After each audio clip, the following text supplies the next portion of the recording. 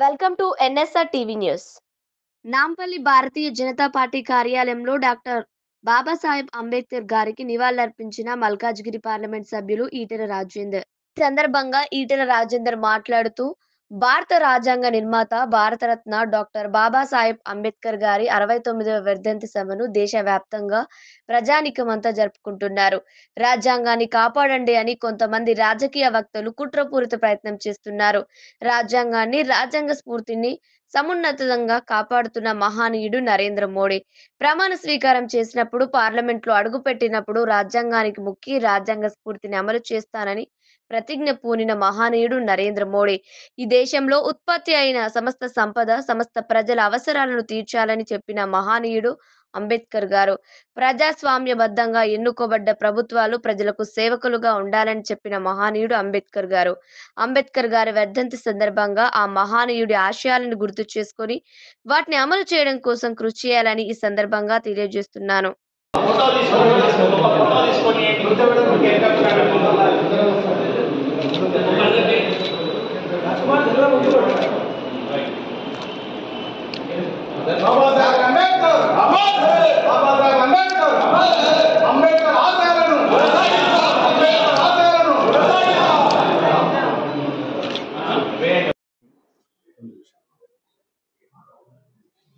భారత రాజ్యాంగ నిర్మాత భారతరత్న బాబాసాహెబ్ అంబేద్కర్ గారి 69వ వర్ధంతి సభల్ని దేశవ్యాప్తంగా ఇవాళ ప్రజానీకమంతా కూడా జరుపుకుంటూ ఉన్నారు.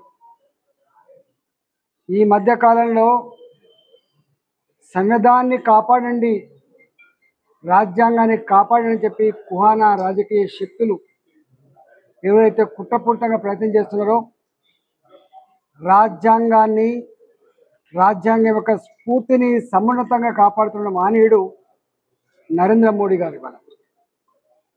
నరేంద్ర మోడీ గారు వారు ప్రమాణ స్వీకారం చేసే సందర్భం కావచ్చు, పార్లమెంట్లో అడుగు పెడుతున్న సందర్భం కావచ్చు, రాజ్యాంగానికి మొక్కి మాత్రమే రాజ్యాంగ స్ఫూర్తిని తూచా తప్పకుండా అమలు చేస్తా అని చెప్పి ప్రతిన పూరిన మహనీయుడు కూడా ఇవాళ నరేంద్ర మోడీ గారు.